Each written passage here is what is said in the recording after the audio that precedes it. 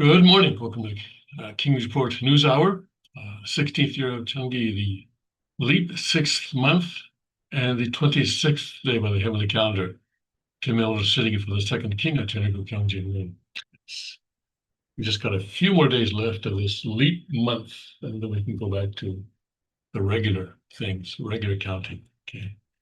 All right, let's make our tour around the kingdom. And right now in Chungkyung, Tennessee, clear 70 degrees, high of 90 degrees today. Sunny to partly cloudy, warm and humid. Tonight, clear and humid, low of 69. Father's hometown of Cheongju in North Pyongan province of Korea was today North Korea. 74 right now, mostly clear, getting down to 72. Tonight, humid with periods of rain and a thunderstorm. Tomorrow, cloudy and very humid with occasional rain and a thunderstorm, high of 81. Cheonagung Palace, Northeast Pennsylvania, 63 and mostly sunny right now. 78 for a high today, beautiful with intervals of clouds and sun. Tonight, increasing clouds with a passing shower late, low 59. At the Liberty Rock RV Park and Campground in Limestone County, Texas, currently 76 and partly cloudy. 99 for a high today, turning cloudy and very warm, thunderstorm in spots this afternoon. 73 for low tonight, clear and humid. At the Suncheon Palace in Korea, currently 80 degrees and mostly clear, getting down to 75 tonight. Partly cloudy and humid, shower in the area late. Tomorrow, high of 93, a passing shower or two, otherwise hot, humid, and some sun. And at the Gunma Palaces in Japan, 91 degrees right now, mostly cloudy, low of 74 tonight, a little rain this evening, otherwise turning out clear. Tomorrow, mostly cloudy, hot, humid, occasional afternoon rain and a thunderstorm, and a high of 96. At the Ilan property in Taiwan, currently 88 and overcast, a low tonight of 77, a shower this evening, otherwise mostly clear. Tomorrow, partly sunny with a thunderstorm in one or two spots in the afternoon. As I mentioned, in Taiwan, you don't need to say humid. You know it's humid. Okay. They don't even give the humidity here. I look down here, there's no indication of how humid or dry it might be. No, it's not dry. Okay, well, some more details. Let's click on more details, see if we get anything. Just curious. Okay. Oh, okay, humidity, 73% right now. That's right now. Okay. Real feel, by the way, of 105, although the actual temperature is 88, but real feel is 105. All right, yes, the king was talking about that, I think in his sermon. All right, let's go to Father's Word right now. See here. Okay, the book on true families, and chapter 1, section 6. The subheading for section 6 is that all existences, all beings, or all existences, reach completion only through love. Okay. So the completion, and again, remind you that when I say completion, this is what a lot of people refer to as perfection. I prefer completion. So the completion of a keche is an individual unit, or something. Person, you could, but also tree. But I think here he's talking about unity of mind and body. So I guess he's talking about people.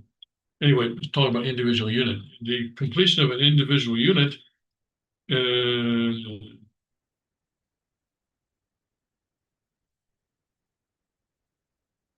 involves the mind and body becoming one on the foundation of love by which God created them. And on the Songjang they must grow based on that foundation and become mature. And they have an interaction, have a vertical, so vertical interaction. Let's try to clean that up. So So the completion of an individual refers to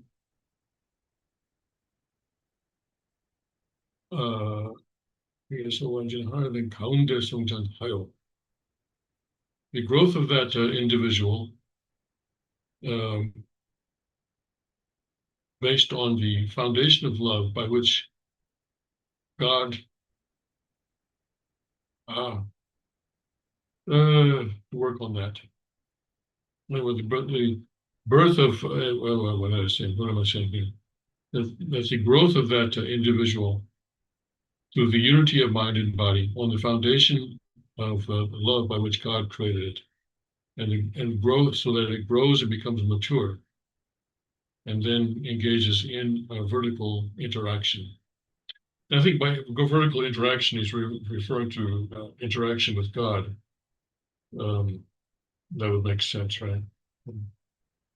Anyway, so this so anyway, completion only takes place through love. Only takes place through love. Praise God. Praise God for that. Praise God for the lesson He's given us today. Now let's see what's going on. Sue. Yesterday, leading up to the big beautiful meeting in the White House. He didn't use that term, I don't think. But leading up to that meeting in the White House, I was saying that, okay, but please be careful when you start talking about security guarantees, right? Because when you think about it, security guarantees really pretty much means boots on the ground, doesn't it? It means troops in Ukraine, especially U.S. troops in Ukraine. France sends troops. Is Russia going to take that seriously? No. Really, France? No, it's going to have to be U.S. troops on the ground. And well, now here we got the British Prime Minister saying that there's been a breakthrough on security guarantees after Crunch White House Ukraine talks. So yeah, I'm concerned because we do not want U.S. troops shooting guns at Russian troops. That's for sure. And Keir Starmer says there was a real sense of unity at the Trump-Zelensky summit. I suppose that's good. Okay, Sir Keir Starmer, this is a British paper, that's why they say Sir. So Prime Minister Keir Starmer has hailed a breakthrough in efforts to end Vladimir Putin's invasion of Ukraine, as Donald Trump said he would broker a meeting between the Ukrainian and Russian presidents.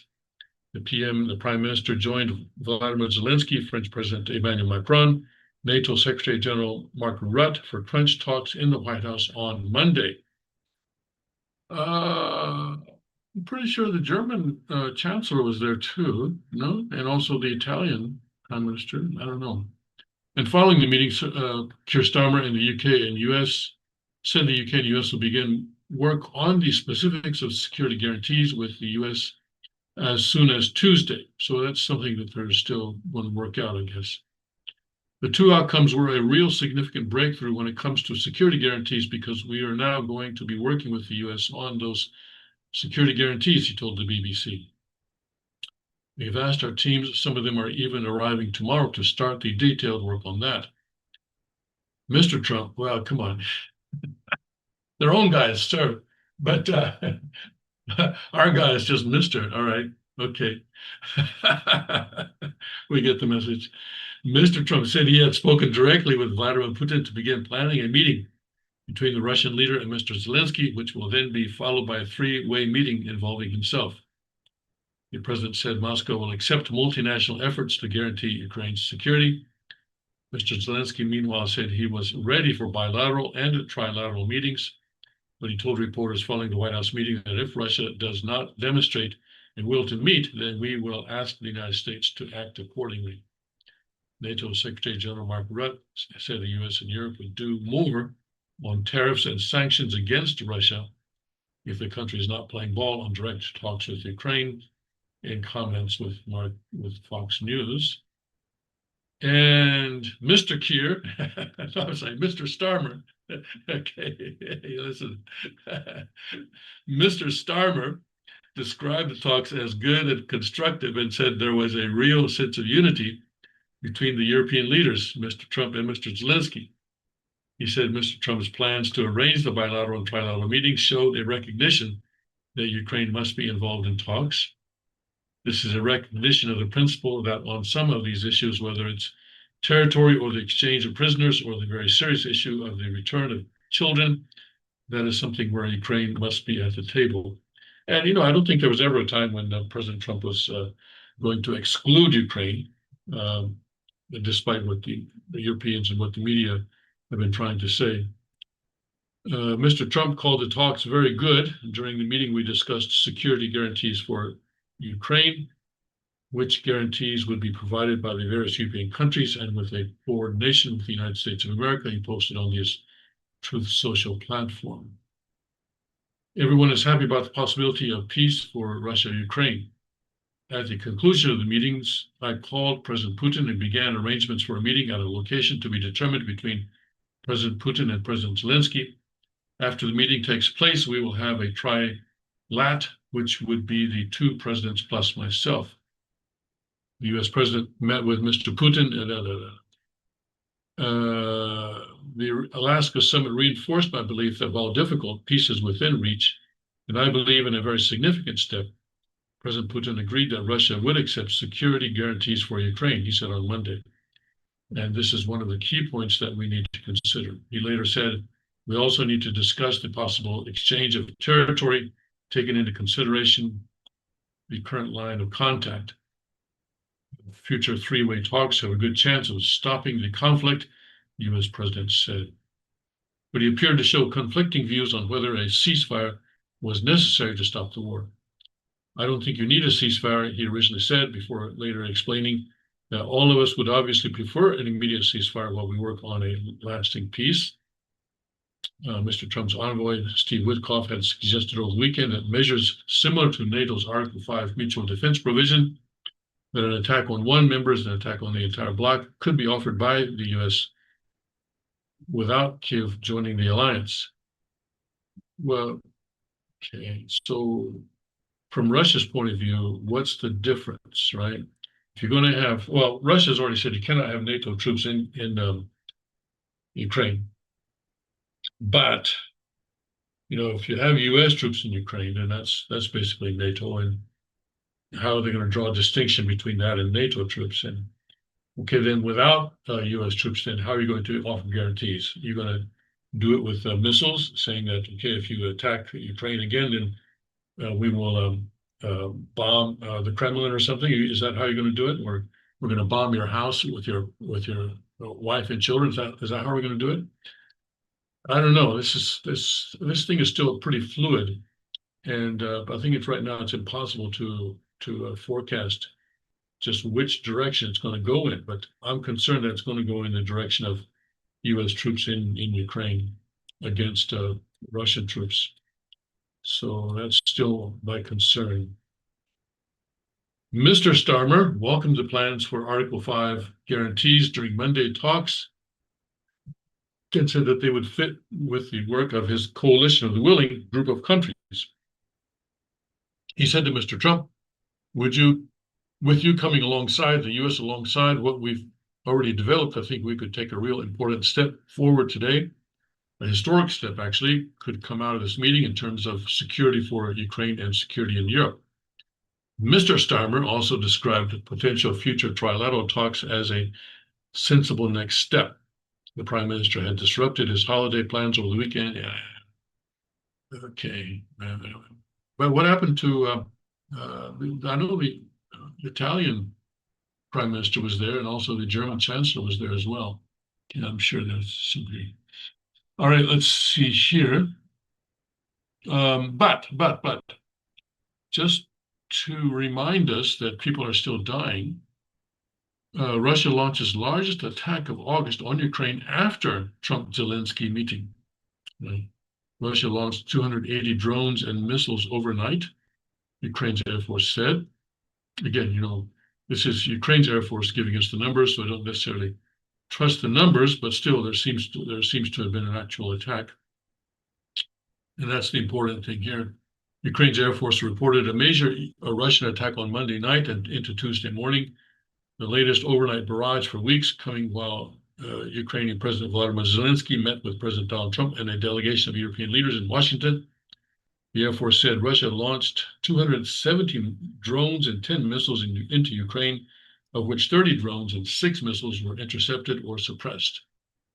The Air Force reported the impacts of 40 drones and 4 missiles across 16 locations, with debris reportedly falling in 3 locations. Ukraine's energy ministry said energy infrastructure in the central Poltava region was a focus of the strikes. As a result of the attack, the large-scale fires broke out. Oil refining and gas facilities were attacked. The statement said, describing the strikes as the latest in a campaign of systematic terrorist attacks against Ukraine's energy infrastructure, which is a direct violation of international humanitarian law. And this attack was the largest attack since Russia launched 309 drones and 8 missiles into Ukraine on July 31st, according to the daily figures published by the Ukrainian Air Force and analyzed by ABC News. And Russia's defense ministry, meanwhile, said its forces shot down 23 Ukrainian drones overnight into Tuesday morning. 13 of the craft were downed over the Volgograd region.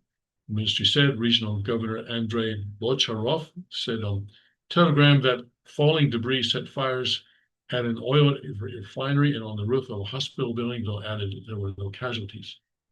The overnight exchanges bookended a day of high-level talks in Washington. Trump, Zelensky, and a host of European leaders met in the capital on Monday to discuss a possible roadmap to end Russia's full-scale invasion, which began in February 2022. And Monday's summit followed a meeting between Trump and we know that. Ahead of Monday's meetings, Trump appeared to be pressuring Zelensky into making a deal. Zelensky can end the war with Russia almost immediately if he wants to, or he can continue to fight, Trump wrote on social media on Sunday. Right.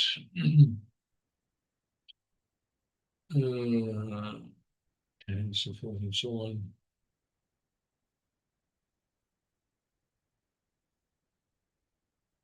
The Kremlin has yet to explicitly confirm Putin's readiness to attend such a meeting.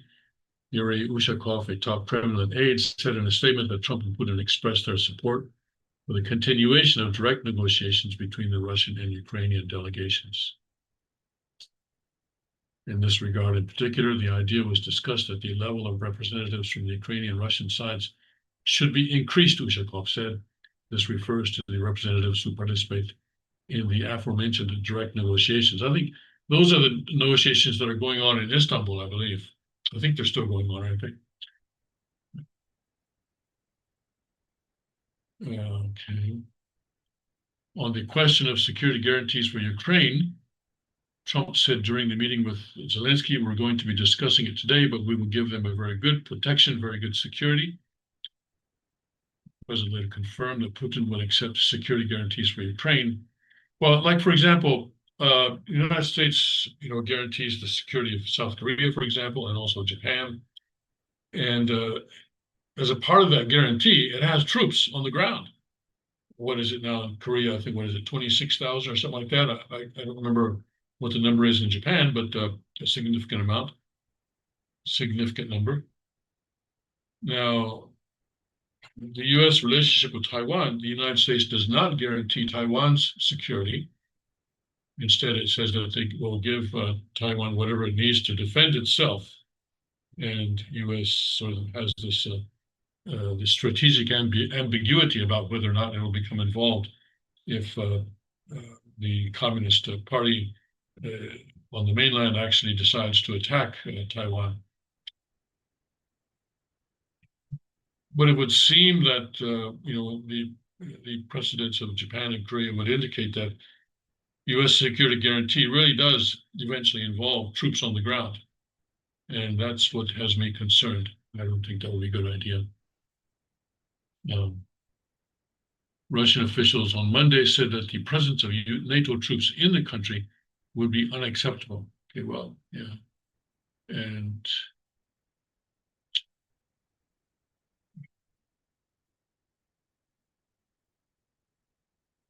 That's what I mean.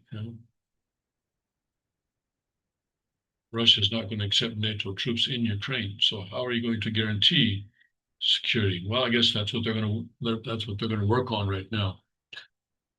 So could you have non-NATO troops in Ukraine?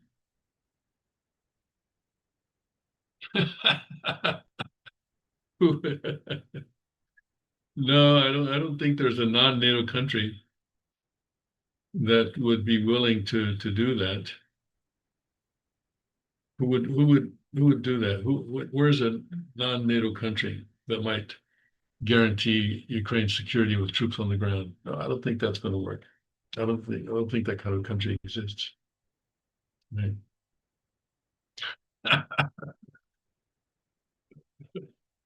Hello, South Korea. No, no, no, no, just joking.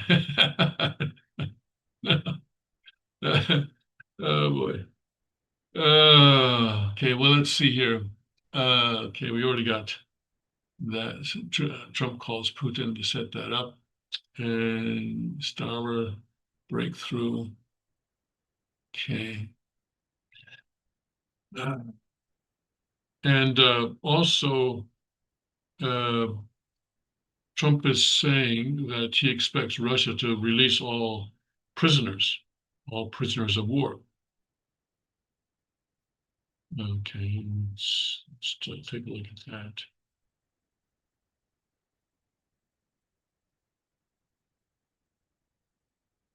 Trump says he expects Putin to release Ukrainian prisoners. Over 1,000 Ukrainian prisoners soon after a trilateral meeting was agreed upon with Ukrainian leader Vladimir Zelensky. I think you'll see that President Putin really would like to do something also. Trump said at the start of the meeting with Zelensky and 7 European leaders, forecasting some really positive moves after a trilateral meeting was agreed. I know there's over 1,000 prisoners, and I know they're going to release them. Maybe they're going to release them very soon, like immediately, which I think is great, Trump said. Well, I don't think it's happened yet, so it wasn't immediately. Putin has said in the past made goodwill concessions involving prisoner exchanges. He spearheaded a temporary Easter ceasefire described as motivated by humanitarian concerns, during which a significant prisoner exchange occurred, the largest since the full-scale invasion began. He framed it as a compassionate goodwill gesture. And in March, the Moscow Times reported, following a phone call with President Trump, Putin announced the release of 175 Ukrainian POWs, plus some 24 severely wounded soldiers, which he again termed as a goodwill gesture. That's on Reuters. There the two are.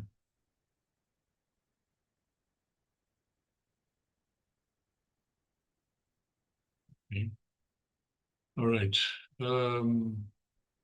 Let's see what else is on Newsmax this morning. So we have begun plans to face-to-face meeting, okay. And Zelensky says that it needs to be worked out, security guarantees to be worked out within 10 days.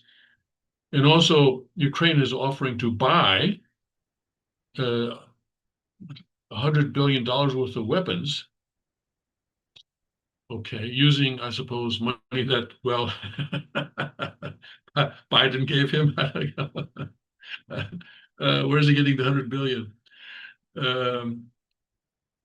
Ukraine to purchase $100 billion in U.S. weapons backed by Europe. Oh, I see. Europe is going to pay for them in exchange for U.S. security guarantees, plus 50 billion drone production deal. Financial Times reported Monday. Ukraine has offered to acquire 100 billion worth of U.S. weapons financed by Europe in exchange for American security guarantees after a prospective peace settlement with Russia, according to the report. Concurrently, Kiev and Washington would establish 50 billion agreement to co-produce drones with Ukrainian firms. So what does it mean financed by Europe? It's an interesting phrase. European governments, Germany, if it's financed by Europe, I mean, come on, obviously not Greece, right? So Germany, but Germany's not such good. What is this going to be the World Economic Forum? Who's going to do this? I'd like to know who's going to back that. I guess they're going to give Ukraine a loan, right? Financed. Finance usually means you're giving someone a loan, is what it usually means. Um, it's usually not a gift. This proposal comes as European leaders reaffirm their commitment to Ukraine. As of early 2025, the United States has provided approximately $66.9 billion in military assistance to Ukraine since Russia's full-scale invasion. Now, another major source, the Wall Street Journal, offers a more detailed breakdown of U.S. aid. Congress has appropriated $175 billion in total aid, of which about 120 went directly to Ukraine, including 67.3 billion in military assistance, 49 billion in budget support. That's a nice generic term, isn't it? Budget support. 3.6 billion in humanitarian aid. Budget support. That sounds like bribes to me. Boy, that could have been spent on anything. Europe continues to bolster Ukraine through direct financial support and procurement deals, even surpassing U.S. aid in certain areas. A June 2025 analysis from the Kiel Institute finds that for the first time since 2022, European military aid edged past the U.S. Well, good for them. Good for them. I mean, it's in their backyard. They should be taking care of it. They should be far ahead of the U.S., not just edging past the U.S. 60, what was it? 49 billion in budget support. I love that term. I love that term. Budget support. Okay. Right. But anyway, Europe is going to finance this, and they're going to buy U.S. weapons. All right. And the Russian special envoy says this was an important day of diplomacy. Let's get the Russian side of the story. Russian President Putin's special envoy for investment and economic cooperation said that Monday was an important day of diplomacy. An important day of diplomacy today with a focus on lasting peace, not a temporary ceasefire, he said on X earlier on Tuesday. Okay, and then, right. He did not make an explicit reference to the meetings. So Russia's kind of playing it pretty closely. They're not really giving us many hints as what direction they tend to take. They're not even confirming that Putin has agreed to a meeting with Zelensky, much less a trilateral meeting with President Trump. But we'll see how that develops over the next few days. And I guess it depends partly on what kind of security guarantees the West is going to come up with. I think Russia wants to preserve some leverage in order to influence that decision. Meanwhile, it says here that a public opinion poll says that Trump approval rating jumps after Putin's summit. But actually, the Rasmussen poll, he was up and is down now, back down to 47. Putin, Zelensky must meet. Endgame is near. Perhaps, let's hope so. It seems to be going in that direction, but anything can happen.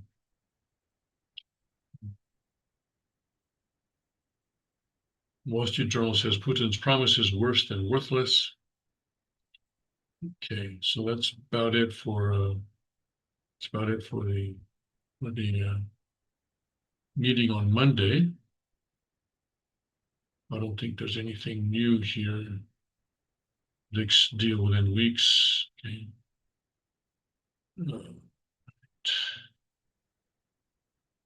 Just looking for Ukraine stuff here. I don't see anything else.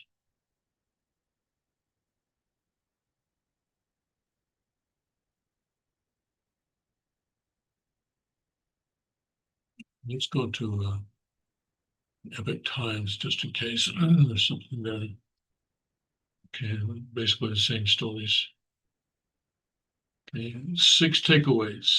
Let's take it. I like lists. There you see, there's the Italian minister. And the German, I don't know what the German guy looks like yet, actually. Is this him? No.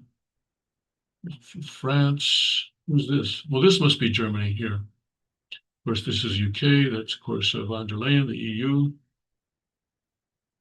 Who's this? I don't know. Is it? Oh, one of these is Rudd, I guess, and the other is German. I don't know. I don't know what he looks like yet.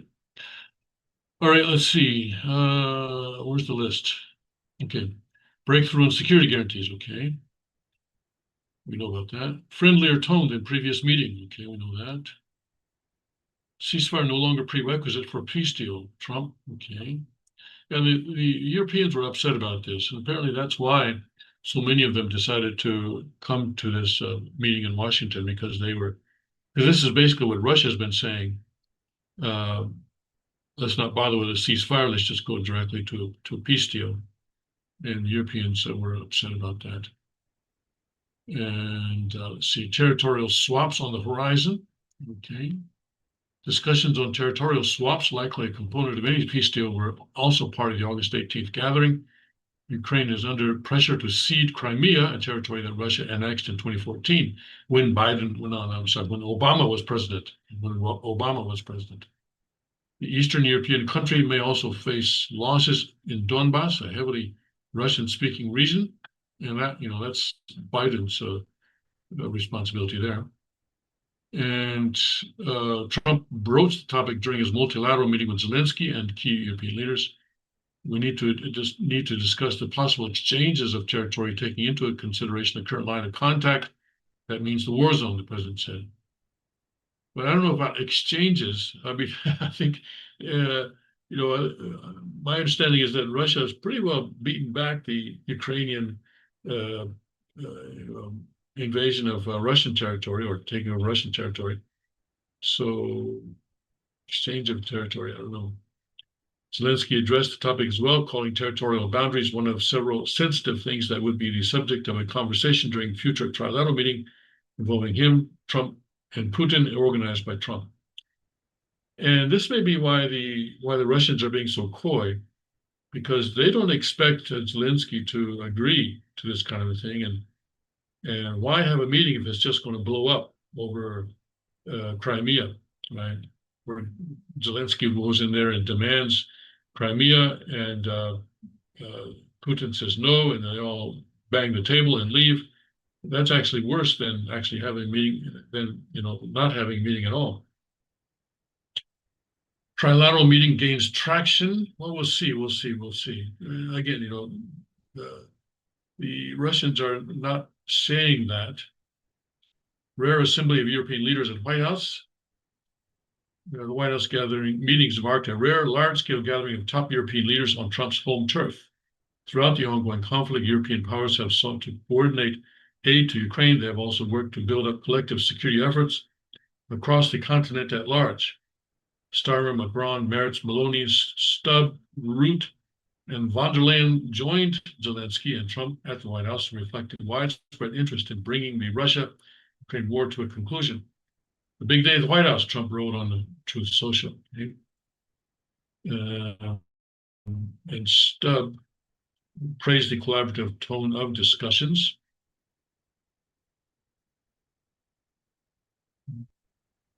I think the fact that we're around the table today is very much symbolic in the sense that it's Team Europe and Team United States helping Ukraine, he said. Yeah, this didn't happen with Biden, did it? Did not happen with Biden.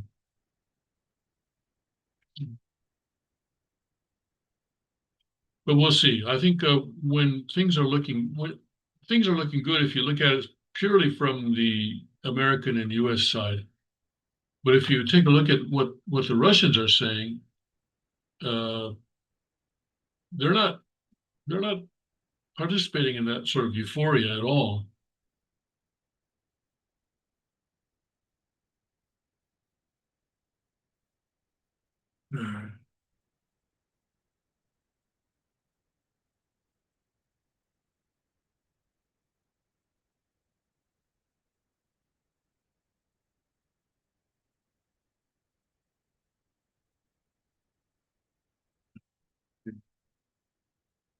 I don't know. I think I think we need to be ready for the possibility that this whole thing falls through.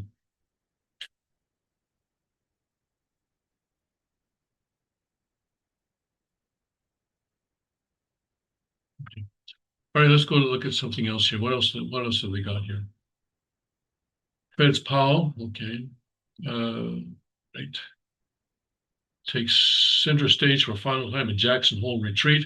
Jackson Hole is a place in Wyoming where rich people go during the summer. Basically, it's I guess it's it's high elevation. I guess it's cooler than Washington or New York, and so they go there. And this time of year, uh, they invite the sort of the central bank presidents from around the world and have a retreat there every year. And I guess what is it, pretty soon, next couple of days, I guess Powell's going to speak. And next year at this time, he's not going to be the chairman of the Federal Reserve, like because his term ends in May, and it's 100% certain that Trump is going to name somebody else. And here, South Africa's ruling party under secure scrutiny. And this photograph was taken, I think, not recently. Trump says he may skip the G20 in South Africa, cites Pretoria's bad policies.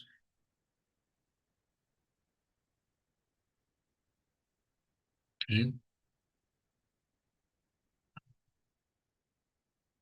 I'm tempted to take a look at this. Yeah, let's go ahead and do that. Okay. Pretoria maintains affirmative action and other flagship race-based policies as the U.S. tariffs take effect and sanctions loom. And this is May 21, okay, right, this year.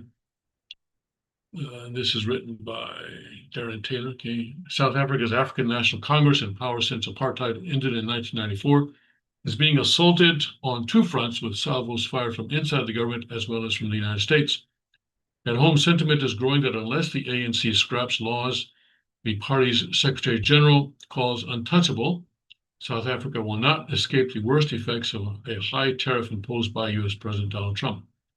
The ANC's flagship diversity, equity, and inclusion regulations are a red flag to the Trump administration and are part of a bipartisan push to implement targeted sanctions against key officials in Pretoria. In South Africa, the second largest political party, backed by several civil society organizations, is winning support for a plan to overturn the ANC's race-based legislation that favors Black citizens in employment and education. And who is this Mabulala?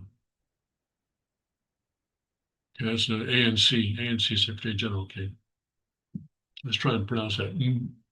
Mbalula told the Epoch Times that the laws make South Africa more equal after apartheid gave preference to whites in almost all sectors of society. The ANC, according to Mbalula, is convinced that the United States imposed a 30% tariff on imports from South Africa, the highest tax charged on goods and products from any country in sub-Saharan Africa, because of its affirmative action programs.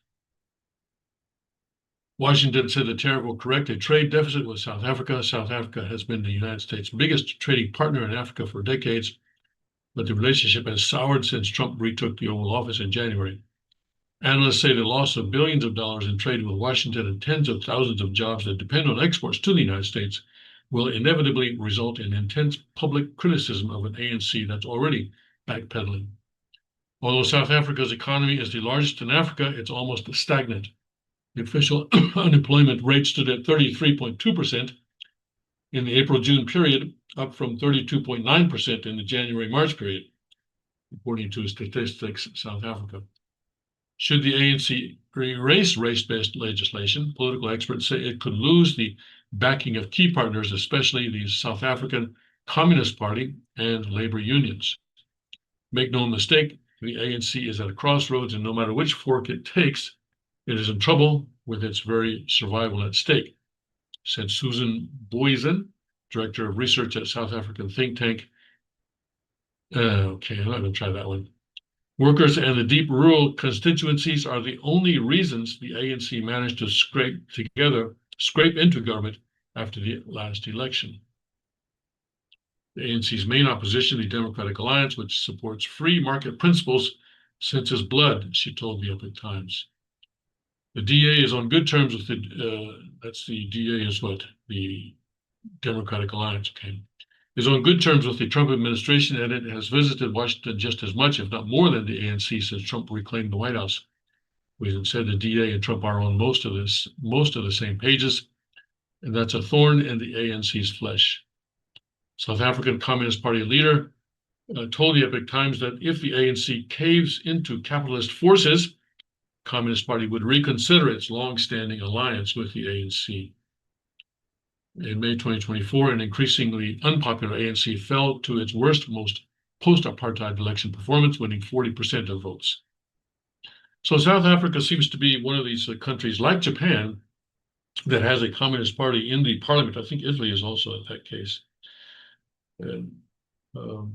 But I don't know about the situation in South Africa, but at least in Japan, of course, the Communist Party, and this is basic Leninist principles, works both above ground and underground. And above ground, if they can, they put people in the parliament, in the legislature,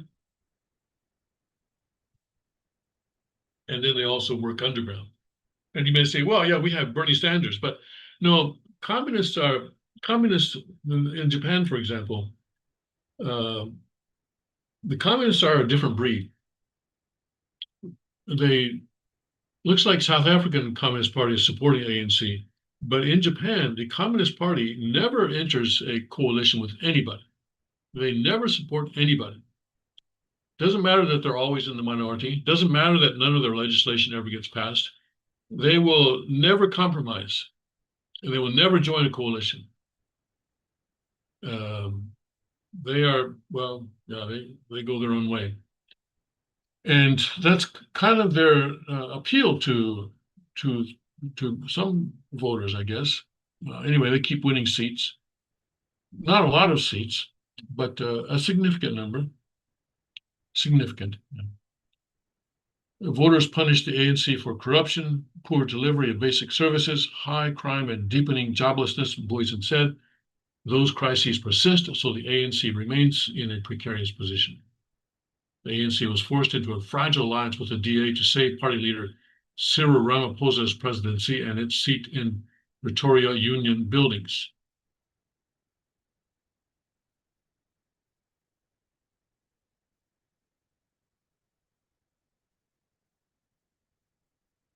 Okay, so this is the Democratic Alliance leader. And I think interesting that this photograph taken in South Africa does not contain any Black people. That's interesting. The DA said at the time it only agreed to be part of a coalition government to prevent the ANC from aligning with radical leftist parties. Let's just call it a stormy marriage, Boysen said. The DA and ANC don't agree on much, but they seem to agree that giving extremists even a sniff of power will tip South Africa over the edge. This month, the DA leader and South African Minister of Agriculture, John Steenhuisen, launched a plan to turbocharge the economy and get rid of the ANC's Black Economy Empowerment Act, the Employment Equity Act, and the Land Expropriation Act. In a notice announcing the plan, the DA said the legislation has increasingly served to entrench elite enrichment, deter investment, and block small businesses from accessing opportunities. Willie Olcombe, senior DA official, told the Epoch Times employment and access to education must be based on merit, not skin color. An economist, Mbeki, brother of former President Mbeki, said that 30 years after the ANC launched its affirmative action plans, employment among Black South Africans has increased. Millions of Black people are on the streets, and we have people telling us that Black economic empowerment is working. It's working all right, but only for a few rich Black politicians, he told the Epoch Times. BEE prevents people, or Black economic empowerment prevents people from becoming entrepreneurs. BEE must disappear.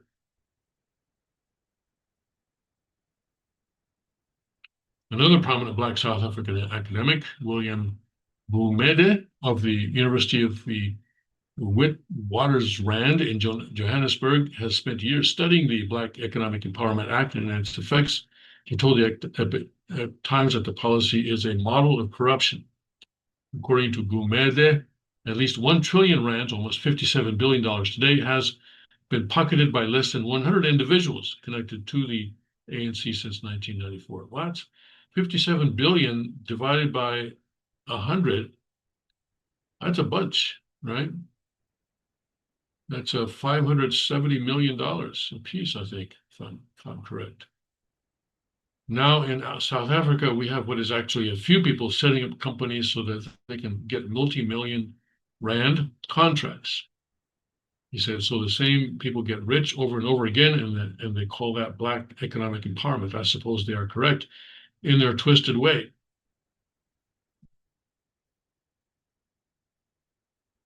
And we'll see. All right, that's enough of that. And Trump says he may skip the G20 and so on. Let's see. I think that's about all we need to do here.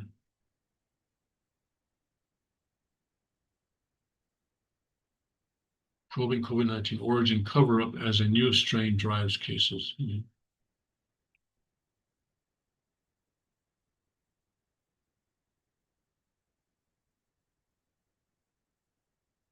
Okay. All right. So let's take a closer look at Breitbart and cargo ship exploding.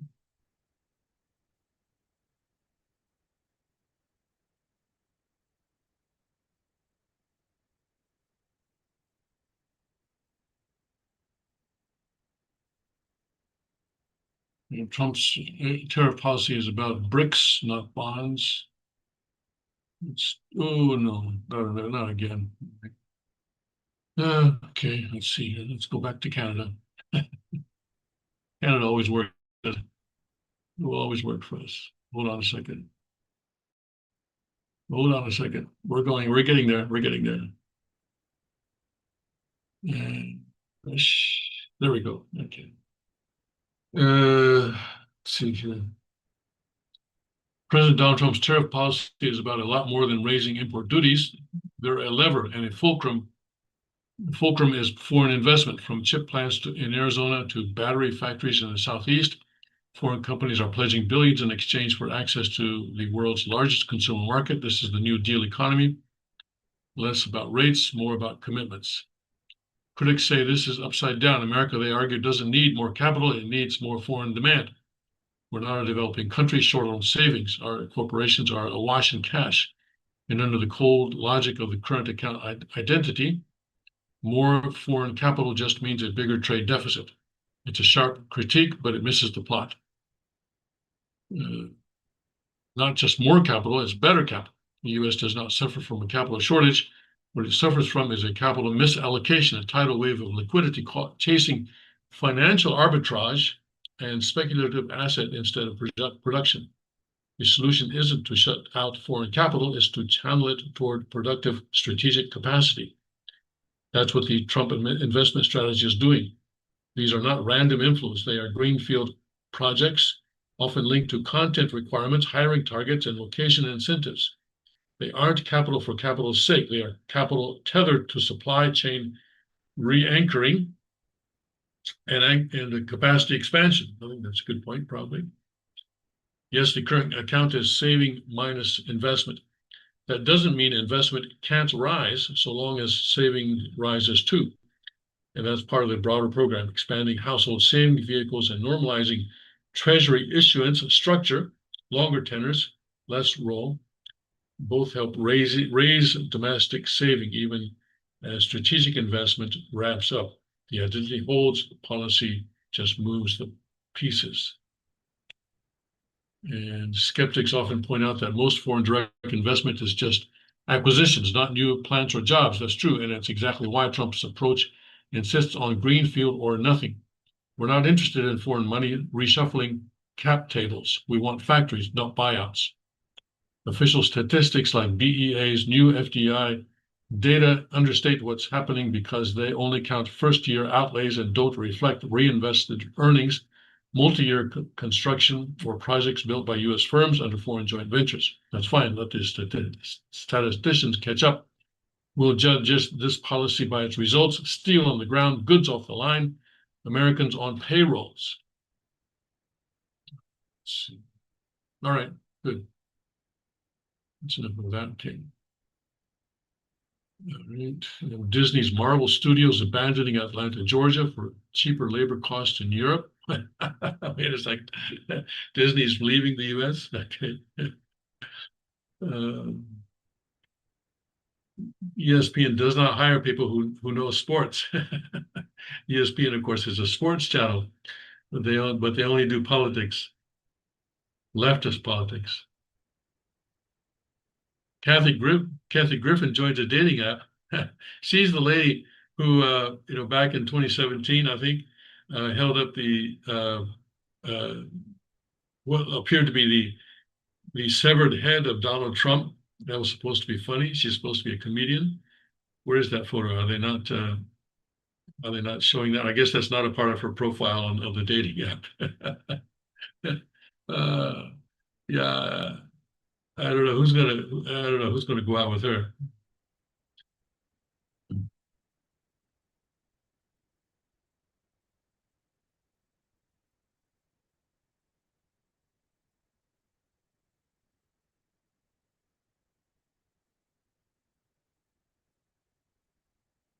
Journalists to launch anti-communist film festival in DC.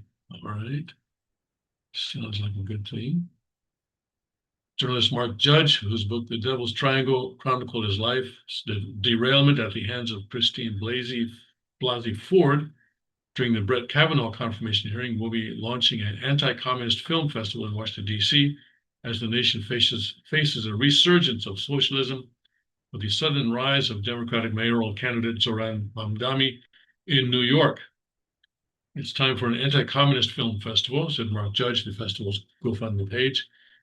Conservatives have been complaining about Hollywood for decades, yet the right has struggled through lack of will or lack of money to make movies promoting freedom and revealing the evils of socialism. The answer? Hold an anti-communist film festival. Since announcing the festival, it has gained considerable interest on social media, with many saying that it couldn't come at a better time, including Nick Searcy. Okay, all right.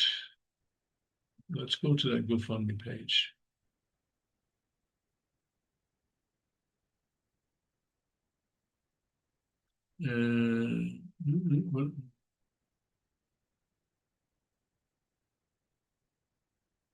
Okay, Victor Morton, I thought I saw someone else.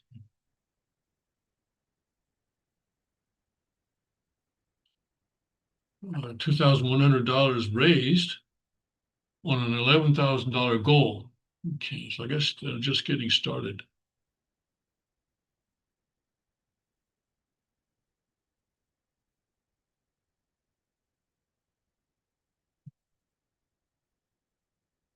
Okay, you can take a look at that if you like.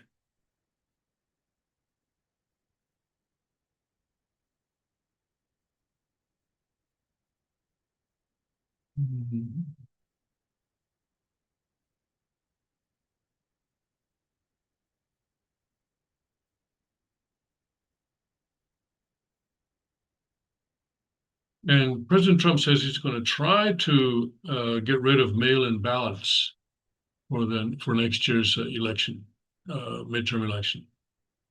I'm doubtful, and I'm not even sure it's a good idea that the president should do this.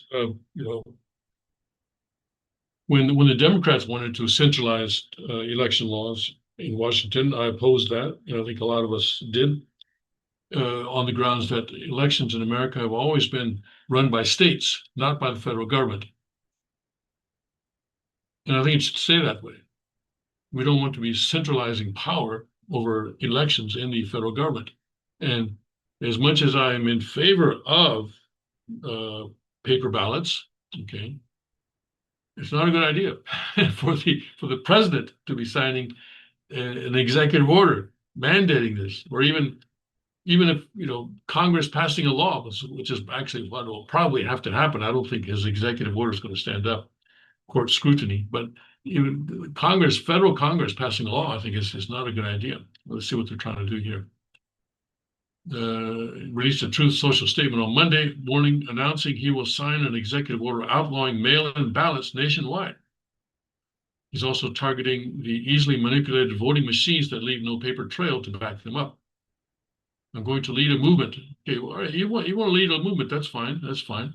You can lead a movement, yes, to get rid of mail-in ballots, and also, while we're at it, highly inaccurate, very expensive, and seriously controversial voting machines, wrote the president.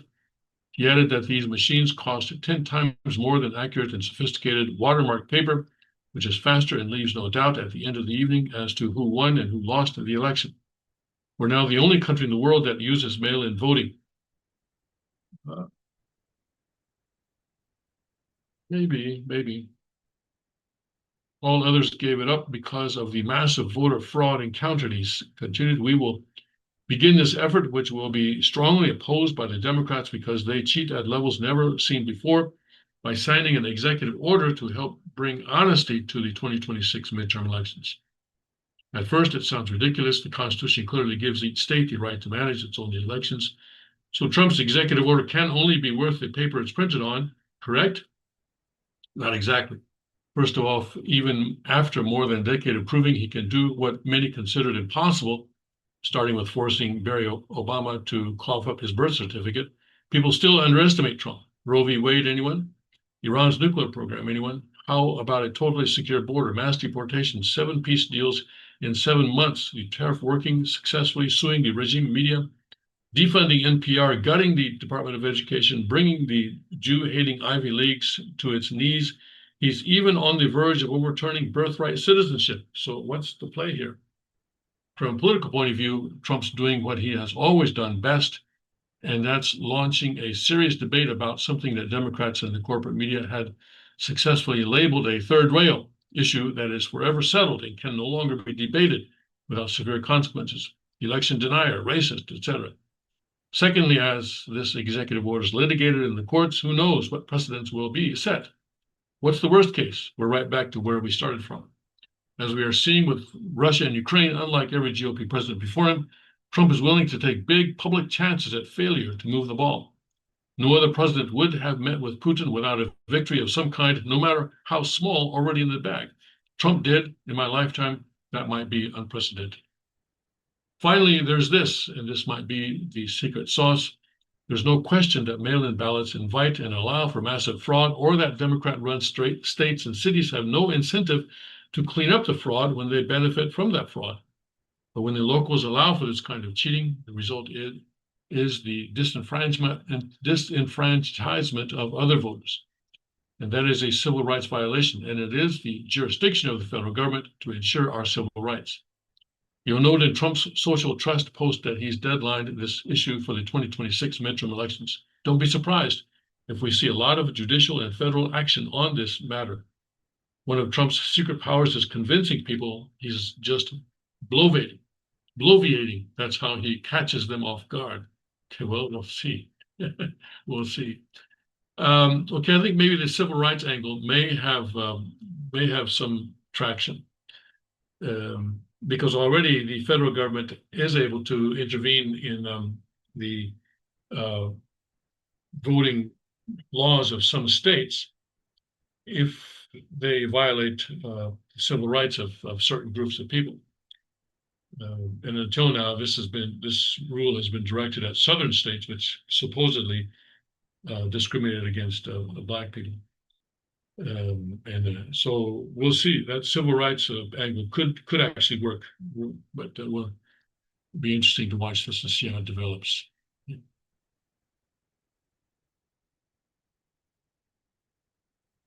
All right, let's see if there's anything interesting here.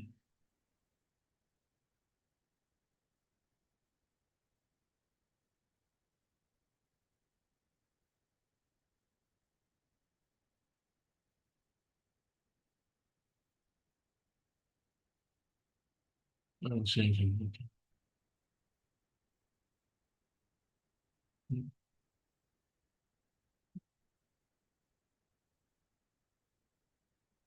Spies in South Korea seek repatriation. Okay, well, we're at 9 o'clock. Always the best stories come up right at 9 o'clock, right? 6 former North Korean soldiers and spies who were jailed in South Korea for refusing to renounce their socialist beliefs have asked the Seoul government to repatriate them to the North, officials said Tuesday. Okay, well, I know what that's talking about. Okay, that's an old story. Yeah, yeah. There's some North Korean, and they're not underground or anything. They're known to be spies, and they're in jail, and they refuse to recant or anything like that. And now they're asking the current North Korea friendly, I'm not going to say pro North Korea, but North Korea friendly president to send them back to North Korea. All right, well, see what happens with that. All right, Kate, gotta go. I'll see you tomorrow. Tomorrow's Wednesday, and so we will continue what we were doing last week. And so I'll see you tomorrow. God bless, Godspeed. May His kingdom come quick.